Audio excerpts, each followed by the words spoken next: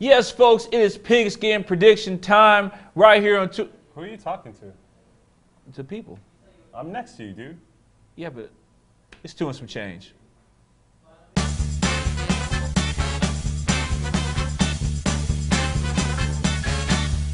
What up, ladies and gentlemen, and football fans everywhere? It is time for our pigskin predictions. So Albert is joining me today to talk about 4 games that are buzzing around the office. Good games. Yeah, these are some pretty good games. So let's just jump right into it. Our first game is San Diego versus Chicago. That's not a good game. No? For the Chargers, because fucking Phillip Rivers is killing me. Yeah. Phillip Rivers he's not being Phillip Rivers right now, which is really weird because it's like you're used to the Chargers starting off slow and then catching fire right around now and getting their way in. Now it's kind of reversed, and I kind of would prefer it if I'm a Charger the other way, because as you start to lose momentum this late in the season, guys start to thinking about going fishing and doing all other kinds of stuff other than playing football, and it could be bad. So the weird thing is they still have a chance to make the playoffs. And I think they will, because they have a pretty weak division. Yeah. And Kansas City now just kind of lost their big gun, so that's going to hurt them. And then Oakland is kind of limping around with McFadden out. So they still can make it. They just going to really have to pull it together and get it done. But in this game, it's not going to happen. I'm going for Chicago in this one. This is the most I've ever picked Chicago in one season.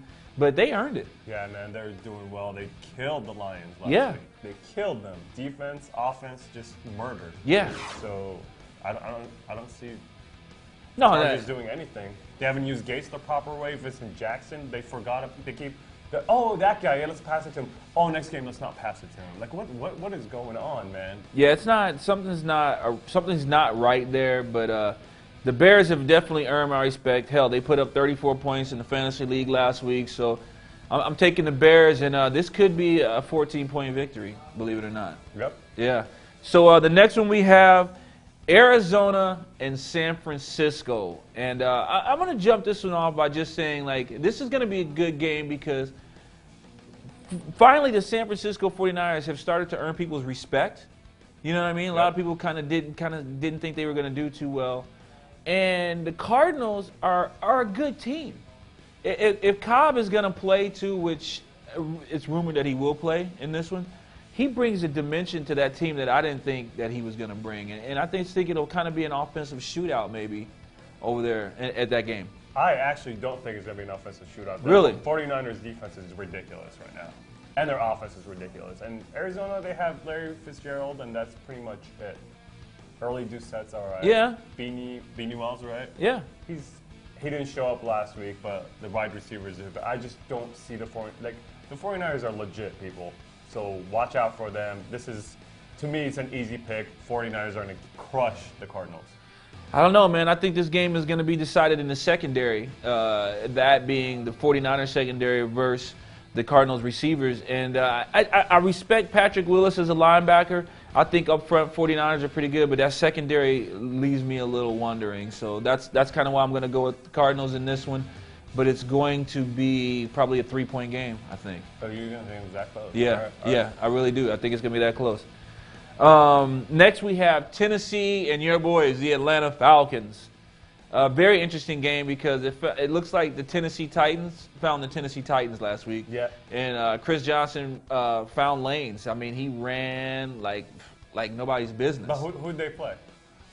That's a good point. Yeah. So the Falcons are going to win this one. Titans, defensively, they're sound. Offensively, it's like they'll. It's a question mark. Yeah. Like Britt's out. They were on fire with Britt there, but now it's just who do we pass to? Williams is a sleeper over there. The last couple games, I think he's racked up maybe 10 catches for a decent amount of yards, and he put up a touchdown last week. And, this is a guy that nobody's really paying attention to, but he's shining right now. But I got to side with you, man. At the end of the day, Matt Ryan is just a beast. And they're pissed about that bullshit loss against the Saints. What the fuck happened there? Yeah. Why did you not even run out? Like, they're all coming down the middle. Like, as a running back, you see all those guys just fucking go left or right, and it's a touchdown, too.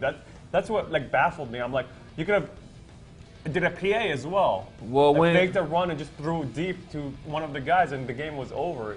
If you're gonna go for it, just don't fucking run it for. Do a quarterback sneak if you're gonna fucking do that. You're right on the line. Don't fucking pass it to your running back. I would have done. I mean, I'm never a fan of passing in that short a distance that you need.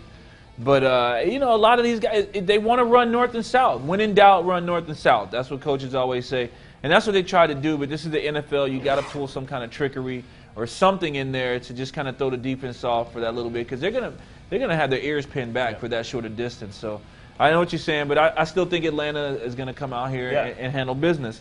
So last but not least, and people are probably going to be scratching your head, I got the Cincinnati Bengals versus the Baltimore Ravens as a good game. I'm just going to say it. Look what Cincinnati, they fought to the finish with Pittsburgh. Yeah.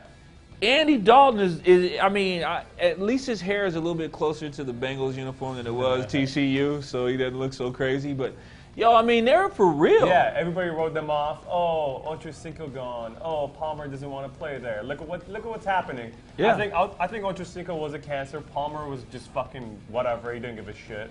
So you got rid of those bad cancers. Yeah. You get a fucking legit young team.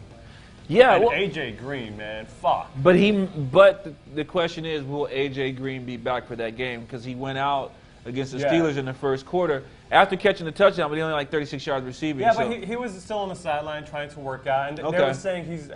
The coaches said most likely he's going to play, so he's not in a walking boot like some of the other wide receivers that are injured right now. Yeah, well then that's a good sign.